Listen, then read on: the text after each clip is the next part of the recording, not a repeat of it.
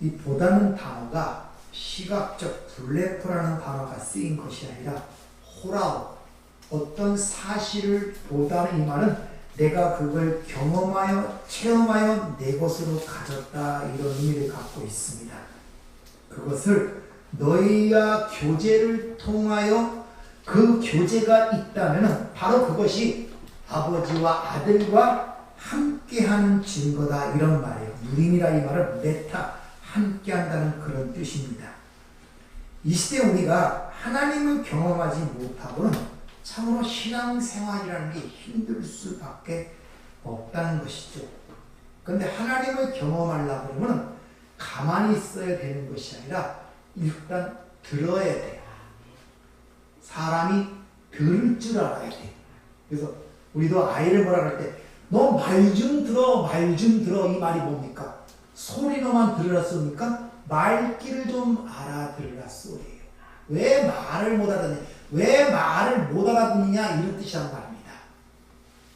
하나님의 말씀을 먼저 듣는 것이 중요해요. 귀가 열려야 돼요. 마이동풍, 우이독경이라는 말처럼 그냥 한쪽 귀로 듣고 한쪽 귀로 들어가는 소리는 아무런 삶에 영향을 미치지 못한다는 것입니다. 그래서 말씀이 떨어져 뿌리를 내리라는 씨 뿌리는 비유와 마찬가지예요. 들을 때는 기쁨으로 받지만 거기서 열매를 맺지 못한, 즉 영원한 기쁨으로 들어가지 못하는 이유는 돌짝밭에 뿌린 씨와 같이 뿌리를 내리지 못한다는 것입니다. 그러니까 여러분이 잘 들어야 돼요. 사실 여러분들이 이 세상의 모든 삶의 고통과 어려움의 모든 문제는 세상으로부터 듣는 것에 너무 귀가 열려서 그래요. 남의 말에 너무 귀가 열려서 그래요. 하나님의 말은 안 들리는데 세상에는 귀가 너무 밝아갖고 너무 잘 들리는 거예요. 그러다 보니까 그거에 의하여 내 삶이 지배가 된단 말입니다. 그래서 여러분이 좀 생각하는 인생이라는 것도 세상의 말을 들어 거기에 형성됐기 때문에 힘든 거예요.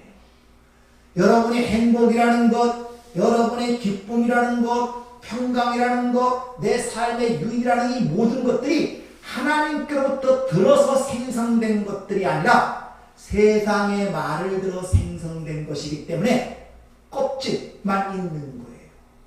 쭉정이만 있단 말이에요. 그러니까 실제 내 삶에 큰 힘이 되지 못한다는 것입니다.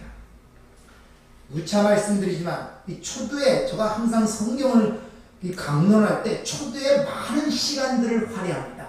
왜? 첫 발짝이 중요하다는 말이에요. 시작이 반이라는 말이 있죠. 그래서 몇 번에 걸쳐 이 서신서가 주고자 하는 내용이 뭐고 그걸 통해서 우리에게 무엇을 가르치자는 것을 강조하기 위하여 이렇게 첫 번째는 상당히 많은 시간을 할애해서 하나하나를 설명하는 것이 제가 여러분에게 드리고 싶은 말씀이 너무 간절하기 때문에 그렇습니다. 성경이 뭐라고 얘기하느냐? 이 세상은 악한 자 안에 처했다는 것입니다. 그리고 우리는 하나님께 속했다는 거예요. 다른 말로 이 세상 임금이라 칭하기도 하고 무려 12가지가 넘는 그 칭호가 있습니다.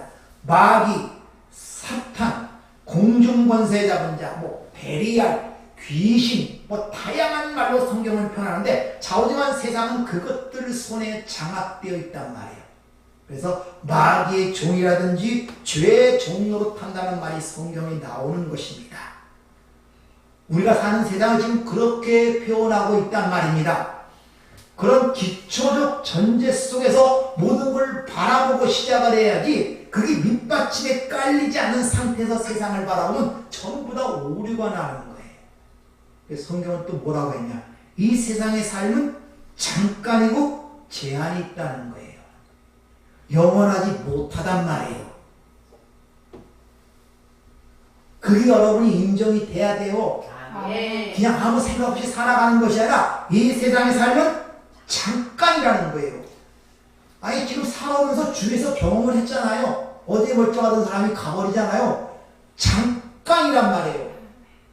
이게 내 삶에 닿아야 되고 내 삶을 바라보는데 이게 실체가 닿아야 된단 말입니다. 이게 남의 말 하는 것처럼 아무 의식이 없으면 안 된단 말이에요. 잠깐이고 제한된 것이라고 이 얘기를 하고 있습니다. 야고보 4장 4절은 내일을 너희가 알지 못하는도다. 너희 생명이 무엇이냐? 너희는 잠깐 보이다가 없어지는 안개니라. 이렇게 얘기를 합니다. 시편 90편 4절 6절을 봐도 주의 목전에는 천년이 지나간 어제 같으며 밤의 한순간 같을 뿐입니다. 주께서 홍수처럼 쓸어가시나이다. 그들은 잠깐 자는 것 같이 마치 아침에 돋는 풀과 같으니이다. 푸른 아침에 꽃이 피어 자라다가 저녁에는 시들며 마르나이다.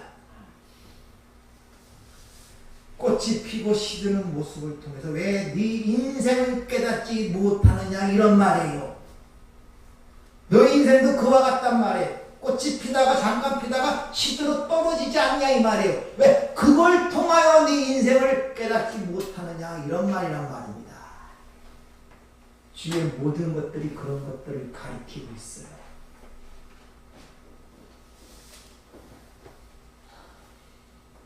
졸지도 마세요.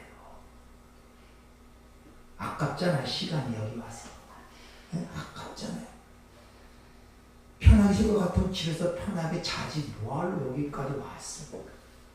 아깝잖아. 아까운 생각이 있어야 돼. 애절한 생각이 있고. 네? 그 와갖고 졸고 가면 이 시간이 뭐 아무 의미가 없잖아요. 그냥 차라리 집에서 텔레비나 보고 앉아있다가 졸리면 자고 쉬지. 뭐하러 여기서 발걸음을 갖고 여기까지 옵니까? 그런 마음이 있어야 돼요. 그런 자기 의지와 결단과 이를 악묻는 것이 있어야지 은혜를 받든지 말든지 몸이 시키는 대로 세상이 시키는 대로 흐느적흐느적해서 무슨 은혜를 받습니까? 그래서 고집도 있고 자기의 주관과 의지가 있는 사람은 은혜 받지 흐리멍텅한 사람들 은혜 못 받아요. 이리 흔들리고 저리 흔들리고 부평처럼 그런 사람 은혜 받는 거 봤습니까? 남들 보기에 좀 고집스럽고 자기 주관이 뚜렷한 사람들이 은혜 받으면 제대로 받는다는 것입니다. 이 세상은 삶이 있기는 하지만 죽은 것과 다름없는 삶을 의미한다는 걸 우리에게 보여주고 있습니다.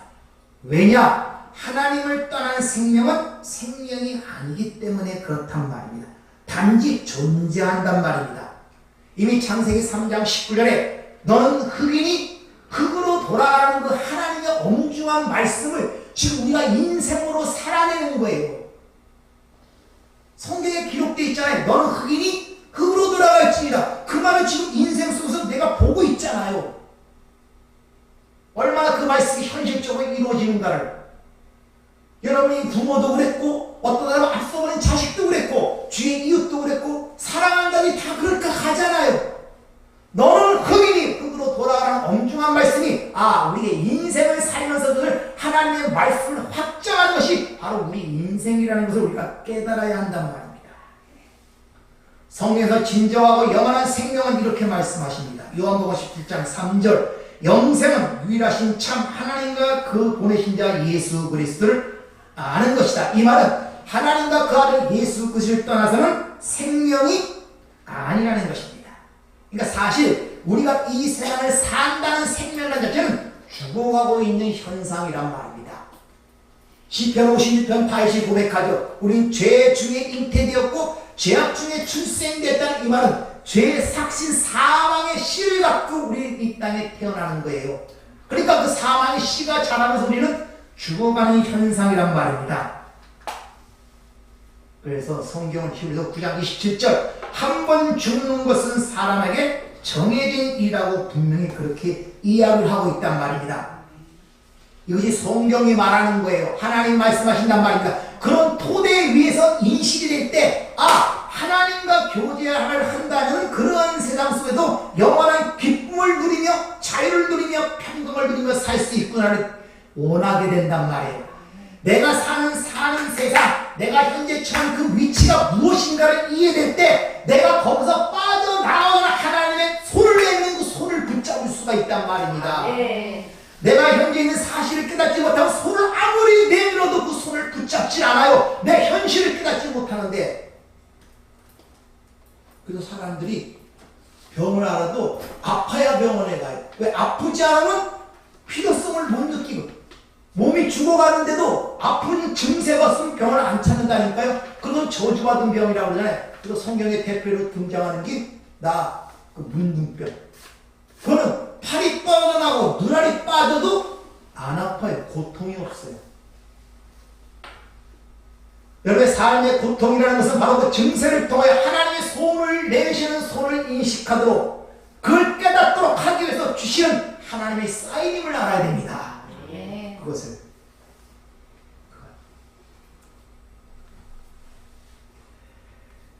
그래서 사도 요한이 자기가 듣고 보고 느끼고 손으로 만진 바의 결과로 경험되어진 것들을 우리와 나누기를 원한다는 거예요. 이 사도 요한은 그걸 내가 듣고 그 생명의 말씀을 듣고 보고 손으로 직접 만진 그 경험, 그 복음을 내가 너에게 나누기를 원한다는 것이죠. 왜? 영원한 기쁨을 같이 누리기 위해. 바로 그것이 아버지와 아들과 함께하는 증거라는 것입니다. 네.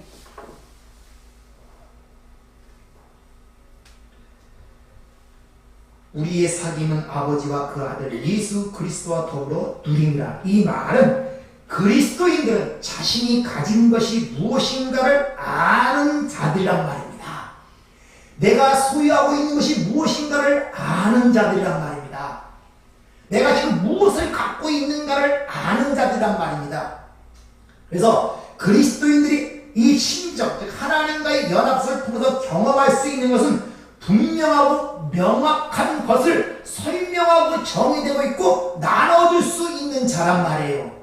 막연한 어떤 뭘 경험했다는 것이 아니라 분명하고 설명할 수 있는 경험들을 갖고 있단 말입니다. 그걸 어떻게 갖습니까? 이렇게 많은 경험들을 했어도 이해가 되지 않기 때문에 그래요. 쉽게 말하면 세상 사람들은 자기들이 살아간다 그러죠. 생명도 자기들이 생명을 갖고 있다고 생각을 해요. 그리고 산다고 생각하고 있어요. 죽어가고 있면서. 그래서 고통스러운 거예요. 산다고 생각하고 열심히 사는데 죽어가고 있는 게 현실적으로 드러나거든요. 늙고 병들고. 그리고 고통스러운 거예요. 그러니까 거기서 애절한 마음들이 드러나는 것입니다. 그러니까 별 그 고통을 잊기 위해 자신을 방임을 해버리는 거예요. 근데 우리는 알잖아요. 이것이 무엇을 뜻하는가를. 그리고 그 결국이, 그 마지막이 우리에게는 어떤 결과를 낳게 된다는 걸 알고 있잖아요. 그걸 아십니까? 여러분의 결국이 어떤 결과를 낳게 되는 걸 아십니까?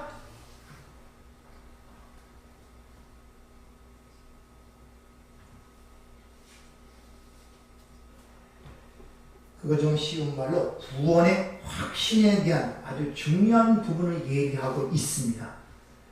어떤 사람이 이 구원의 확신에 대해서 얘기하면 누구나 함부로 이해하게서는 안 된다고 얘기하지만 오늘 사도 요한은 분명히 듣고 보고 손으로 만졌기에 내가 경험한 것과 똑같은 걸 경험하기를 원한다는 구원의 확신을 얘기하고 있단 말입니다. 사도 바울도 디모데후서 1장 11절에 나의 의뢰한 자를 내가 알고, 이 의뢰한 자는 피스테오라는 것의 완료 능동태입니다. 내가 믿는 자를 누구인 줄을 확실히 알고 있다 이런 말이에요. 여러분이 믿는 자를 누구인 줄 내가 확실히 알고 있단 말입니다. 따라서 우리 삶의 모든 문제는 내가 갖고 있는 것이 무엇인가를 불확실하게 애매모호하게 갖고 있기 때문에 확신이 없어서 구원을 통하여 주고자 하시는 기쁨을 누리지 못한다는 거예요. 내가 갖고 있는 것이 무언가, 내가 믿는 바가 무엇인가를 불확실하단 말입니다. 애매모호해요. 애매모호하단 말입니다. 그러니까 그 구원을 통하여 주시고자 하는 그 기쁨과 평강을 내가 누리지를 못하는 거예요. 확실히 알지 못하니까. 그렇잖아요. 가장 가까운 관계도 확실히 알지 못하면 의심과 불안과 갈등이 설 수밖에 더 있습니까? 신뢰가 되지는 않으니까. 그러니까 항상 하나님과 관계 속에서 그런 관계가 형성되는 거예요. 항상 의심스럽고 뭔가 불안하고 애매모호해요. 하나님 어떨 때는 살아계신 것 같기도 하고 주님이 함께 하시는 것 같기도 한데 또 아닌 것 같기도 하고. 이 구원의 확신을 지금 여러분에게 얘기하는 것은 이 확신에 의하여 구원 받았느냐 안 받았느냐의 기준을 얘기하는 것이 아니라 성령이 우리에게 주시고자 하는 참된 기쁨을 소유하길 원한다면 반드시 구원에 대한 확신이 있어야 됩니다. 구원에 대한 확신이 있어야 돼요. 우리 그리스도인들은 자신에 대해서 애매모호하지 않습니다. 그래서 사도 바울의 서신서나 모든 서신서의 초도를 보면 예수 그리스도의 종된 나 바울은 하나님의 그 부르심으로 말미암아 사도된 나 바울은 확실합니다. 내 정체성이.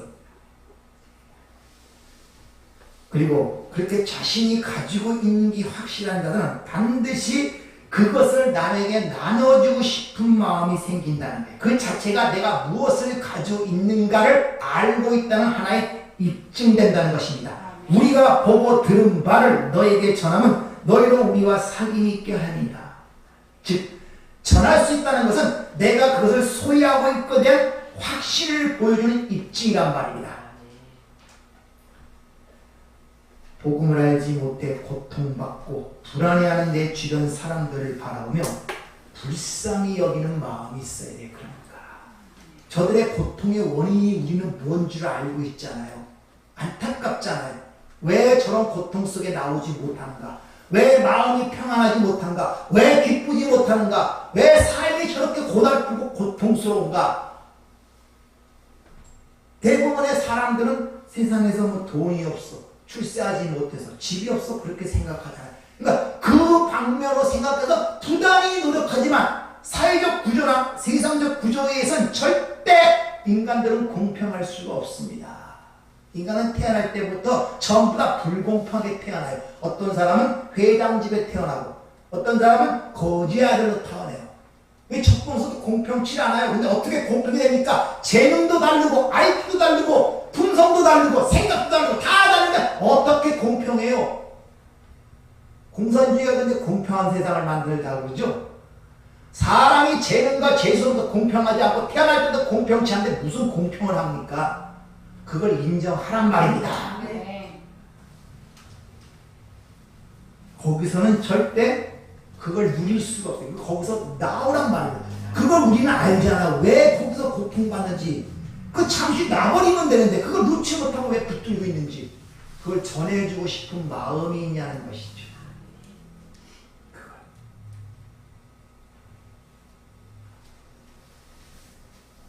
사도 바울은 이렇게 고백을 합니다. 로마서 1장 14절 15절 헬라인이나 야만인이나 지혜 있는 자나 어리석은 자에게 내가 다 빚진 자라.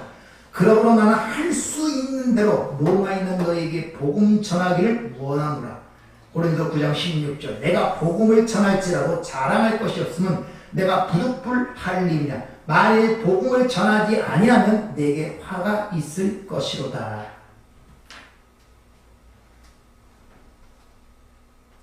사도 바울은 한때 하나님을 믿는다는 바리새인 중에 바리새인이었습니다.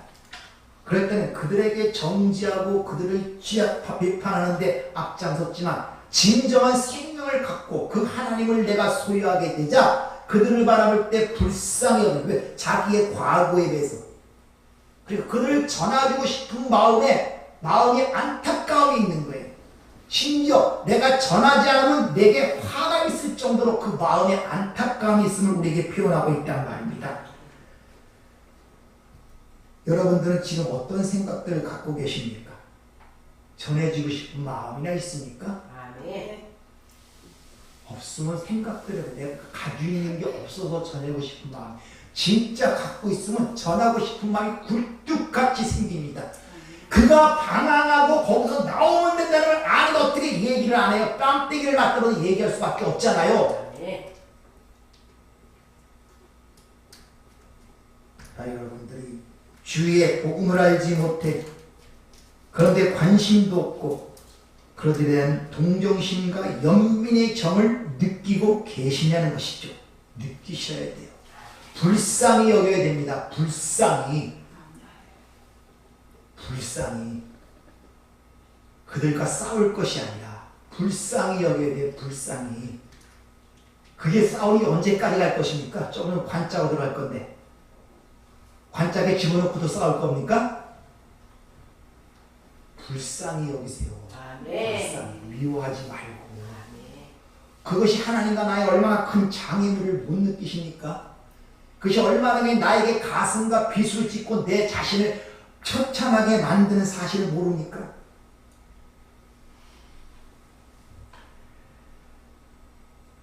우리는 세상 사람을 바라볼 때 불쌍히 여기는 마음을 해야 돼. 그들은 지금 갈 바를 알지 못할 뿐 아니라 자기가 종착역이 어딘지를 모르잖아요. 종착역. 해는 지고 있는데 돌아갈 집이 없는 거라. 비는 추적추적 오는데 눈은 내리고 있고 밤은 추워지고 땅거리가 오는데 갈 집이 없는 거라. 그러니까 얼마나 그 마음이 불안하겠어요. 생각을 해보세요. 그러니까 별 수단을 다 쓰는 거예요. 그 불안함을 달래기 위해서 자신을 방임해버려요. 온갖 세상의 향락과 대패 자신을 방임해버리는 거예요. 두려우니까. 그 두려움이 안 보입니까? 그들 자기도 어쩌지를 못하는 거예요. 근데 그걸 아는 자들이 그걸 밀어놓고 그 안에서 같이 싸우겠어요? 아니잖아요. 그걸 못 보니까 그래요. 못 보니까. 모든 그리스도인들은 다양하게 모든 것이 경험이 됩니다. 그러나 그 모든 경험이 본질적으로 같다는 데 여러분 유의하셔야 됩니다. 이 말은 그것을 하나님을 경험하는 그 경험의 수단이 똑같다는 게 아니에요. 어떤 사람은 예배 중에 하나님을 만날 수도 있고 말씀을 듣는 중에 만날 수도 있고 기도한 중에 만날 수도 있고 병석에서도 하나님을 만날 수가 있습니다. 그러나 그 경험의 본질적인 부분은 동일하다는 것을 여러분이 아셔야 됩니다. 왜냐하면 요새 심리학들이 발달돼 갖고 뭐 측면수 들고 그러는데 심리학적으로 그들이 공격해. 사람의 기질과 환경과 조건을 따라 경험하는 게 다르다는 거예요. 그리고 1세기 시대, 과학이 발달한 1세기 시대에 그들이 경험했던 그 환경과 지금 21세기 초반에 이 과학력이 발달한 시대는 환경과 사람들이 달라지기 때문에 똑같은 걸 경험할 수 없다는 것입니다.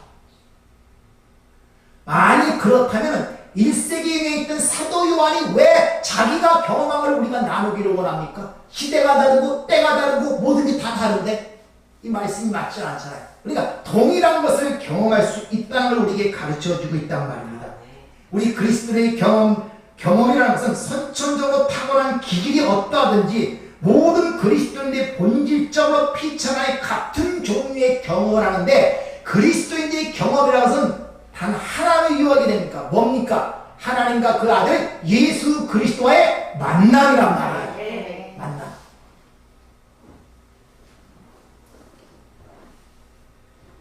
이것이 바로 진정한 그리스도인의 경험이에요. 그래서 잘못된 신비주의자나 잘못된 기독교의 가르침을 통하여 이상한 경험들을 그것들을 테스트하고 이단 사설로부터 우리를 보호할 수 있는 것은 바로 그런 기준이 확실히 서 있어야 돼요. 이거 올바른 경험인가? 이런 이상한 경험들을 하는 데가 많잖아요.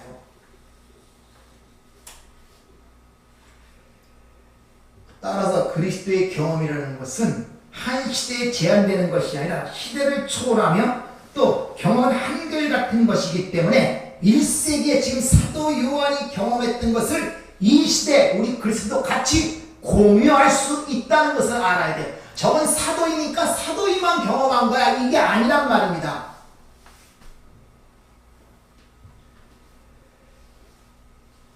왜냐하면 그리스도의 경험은 지금 개인적 주관위에 기인하는 것이 아니라 그리스도의 경험이라는 것은 객관적이고 진리라는 토대 위에 진리를 믿는 바탕 위에서 이루어지는 결과로 주어지는 게 진정한 그리스도의 경험이기 때문에 그래요. 그러니까 진리를 알지 못하고 성경을 알지 못하는 모든 경험들은 전부 다 잘못된 것으로 빠질 오인이 거의 99%입니다.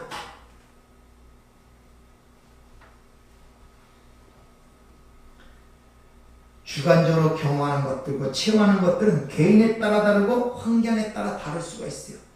여러분이 하나님을 만나고 예수를 만나는 게 다 각각 다르잖아요. 똑같단 말입니다. 따라서 그리스도인이 체험하고 경험한 객관적 진리의 터전을 주고 있어야 한다는 것입니다. 그래서 언제나 그 경험은 그리스도를 강조하게 되어 있고 언제나 그리스도로부터 모든 것이 같은 진리를 갖게 돼요. 같은 진리. 그래서 한 몸이 될 수 있단 말이에요. 같은 것을 갖고 같은 것을 소유했기 때문에 한 몸이 될 수 있단 말입니다. 우리 안에 들어온 병균이 들어오면 왜 아픕니까? 이질적인 거사 그래요. 내 몸의 것이 아니거든요. 거기에 대한 몸의 반응이 바로 병이란 말, 증세가 일어나는 거예요.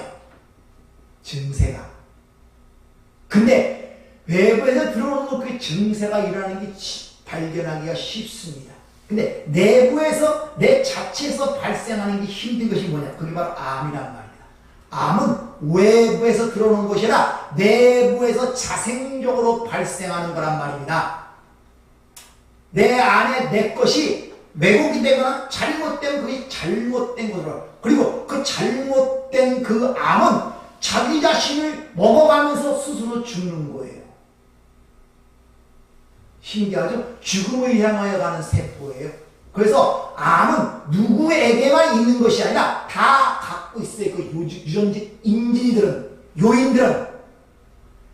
다른 말로 영적으로는 죄는 모든 게 죄 가운데 태어났는데 죄라는 요소는 다 갖고 있단 말입니다. 근데 건강한 자는 그것이 발생되지 않고 머물러 있지만 약한 자는 그게 어떤 스트레스나 어떤 잘못된 식습관이나 잘못된 행동에 의하여 여건이 마련되면 거기서 암이 발생한단 말입니다.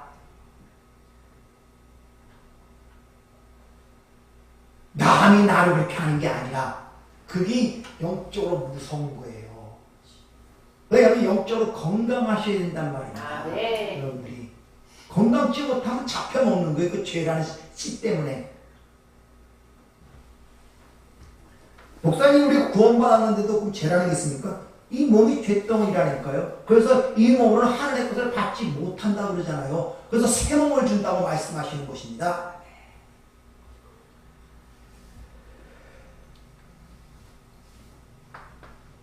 만일 그리스도의 경험이라는 것이 한 개인의 이해나 능력, 행위, 노력에 근거하고 있다면 그건 당연히 같을 수가 없죠.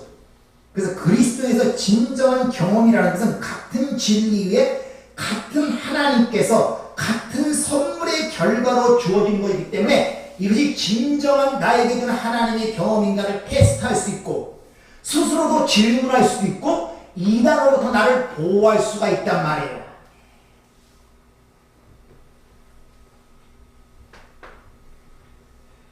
사도 요한은 이 서신서 끝에 그래서 뭐라고 얘기하고 있습니까? 영을 다 믿지 말고 시험에 보라고 얘기를 하고 있단 말이에요. 그래서 모든 테스트의 기준은 물론 하나님의 말씀 자체이고 사도들의 기록과 사도들의 증언과 사도들의 간증이 테스트의 척도가 되는 거예요. 그래야 외부에서 들어올 때 이게 잘못된 다른 영인지를 알 수 있단 말이에요. 그 사람의 행위가 야 진짜 목사답게 살아, 성인처럼 살아, 저런 사람 없어 이렇게 해서 이단으로 판결되는 것이 아니라 그가 주는 말이 진리에 부합되는가, 사도의 증언과 부합되는가에 의해서 판결되는 것이지 사람의 인품과 자격과 재질에 의해 되는 게 아니란 말입니다. 근데 모든 사람은 다 그렇게 보고 있어요. 참 이 훌륭한 인품은 훌륭한 목사님이요. 부처님 가운데 토막 같아? 다 그렇게들 보고 있다니까요. 그리고 저 사람은 뭐 큰 파야 인품도 그렇고 이렇게 판단하고 있다니까요.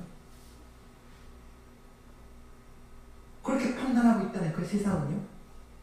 그 기독교가 어디로 가느냐? 그렇게 외부로 보이는 쪽으로 가는 거예요. 그러니까 복음이 진리를 선포하는 게 아니라 이 사회 정치 문제에 관심을 갖고 사회를 가열시키고 정치를 개혁시키고 나라를 변화시켜 이 나라를 좋게 행복한 나라로 만들자 라는 식으로 가는 사회보고 해방주의 잘못된 신학들이 난무하고 있단 말입니다. 그래서 하나님 우리 행하신 일에 대해 선포하는 것이나 인간이 어떻게 하면 잘 살고 행복하게 살 수 있는 인간의 처세수를 정하는 것이 이 시대의 문제란 말입니다. 그러니까 전부 자꾸만 그런 말만 들으려고 그러는 거예요. 그러니까 뭘 제대로 얘기하면 못 알아먹어요. 그러니까. 웃기는 코미디 같은 얘기나 좋아하고, 이상한 사람 세워서 간증하는 얘기나, 뭐 병났다는 얘기, 돈 벌었다는 얘기, 이런 얘기하는 사람을 세워놓고선 아멘아마 하셨으니 그게 바로 우상숭배란 말입니다. 말씀을 드립니다. 우리는 신앙이 단 거 아니에요. 뭐 큰 일을 하다 가는 거 아니에요. 딱 하나, 창세기 3장 7절 하나님이 인간을 만드시는 그 과정, 그거, 아 내가 티끌이었구나, 먼지였구나, 하나님이 내게 생명을 주는 살아있는 존재가 되었구나, 그거 하나 깨닫고 가는 거예요. 진실로. 뭐 별다른 거 하다 가는 건지 아십니까? 뭐 대단한 거 하다 가는 줄 아십니까? 엄청난 뭐 큰 교회 건물 세우고 수많은 전도를 하다 가는 건지 아십니까? 전부 다 오해를 하고 있다니까요. 아 내가 흙이었구나, 하나님이 생기를, 은혜로 생기를 불어서 내가 비로소 살아있는 존재가 돼, 난 그런 존재구나, 하나님 감사합니다, 이러고 가는 거예요. 근데 어떻게 된 게 메시지가 거꾸로 가는 거예요. 사람을 이 땅에서 하나님으로 만들어내려고 한다니까요. 흔히 일을 많이 그거해갖고 막 사람의 칭찬과 하나님의 영광을 올린다고 이런 식으로 추격을 해갖고 이상하게 만들어가는 모든 게 혼합되어, 그런 것들이 왜 들어오느냐? 분별이 되지 않습니까? 뭐 갖고 있는 게 있어야 분별되죠. 그래야 비교해서 맞춰볼 거 아닙니까?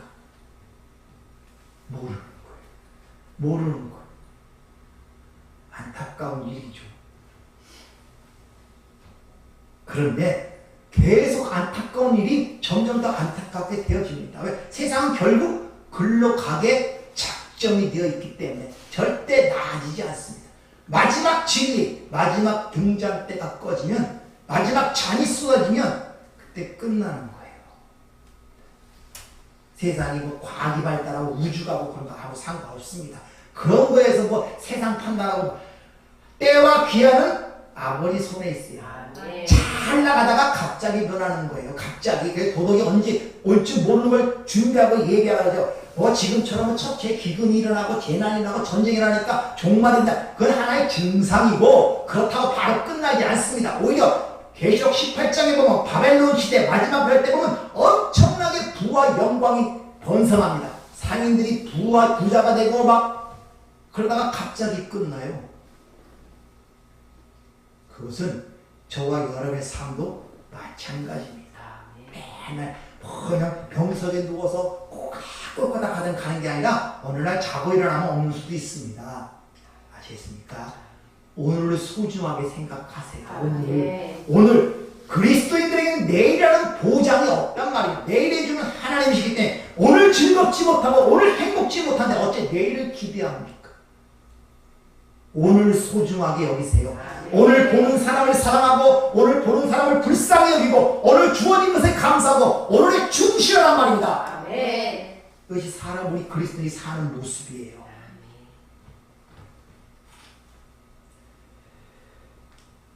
다시 말하지만 우리 기독교의 경험이라는 것은 우리 개인의 성격, 기질, 능력 같은 것에 기초하지 않는다는 것입니다.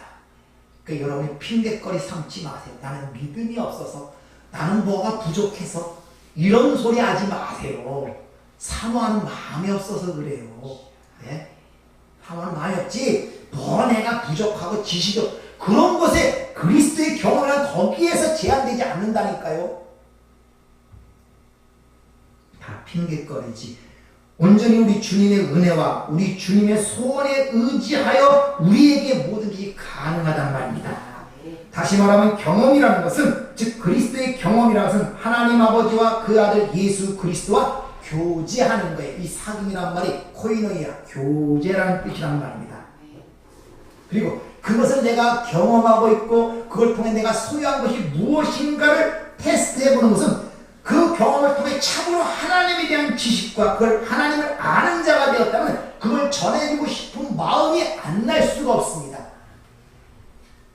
안 날 수가 없어요. 그래서 제가 자꾸 설교를 짧게 하려고 하는데 길어지는 거예요. 한 번 얘기하고 싶으면 내가 알고 내가 체험하고 경험한 것들을 다 이야기하고 싶어서. 근데 요새 힘이 없어서 못합니다.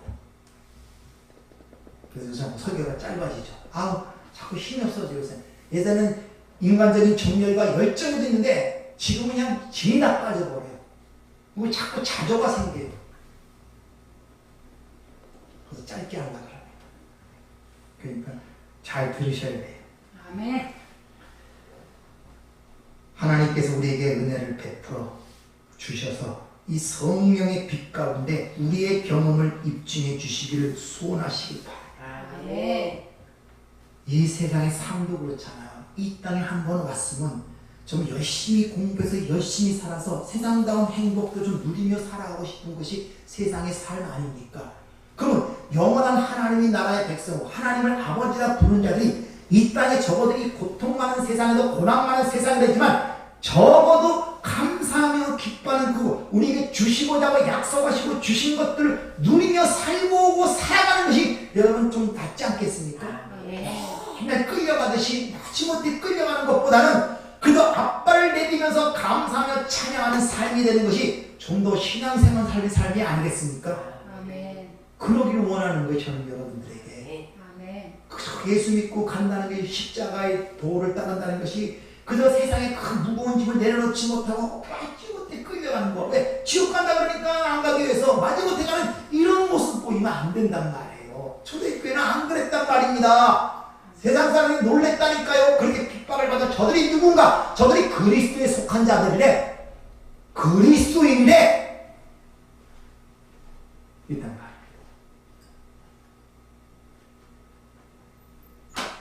60 살았으면 많이 사신 겁니다.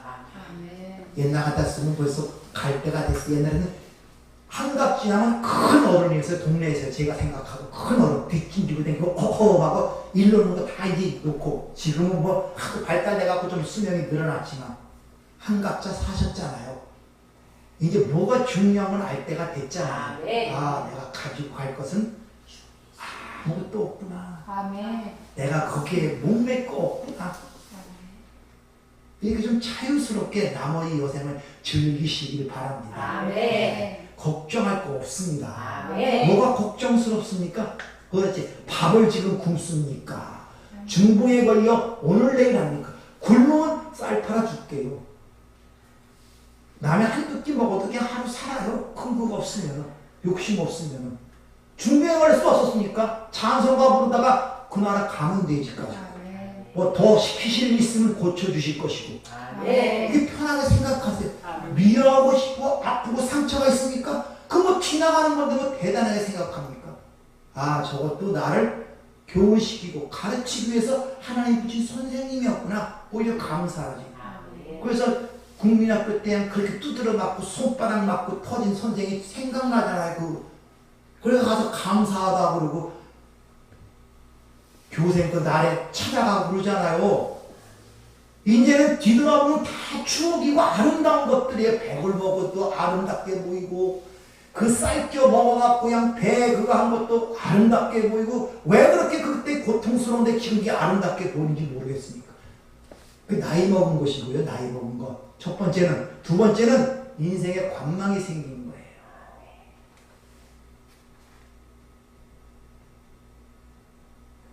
근심되고 걱정되고 두렵고 불안하면 그냥 가만히 있지 말고 스스로에게 물어보세요.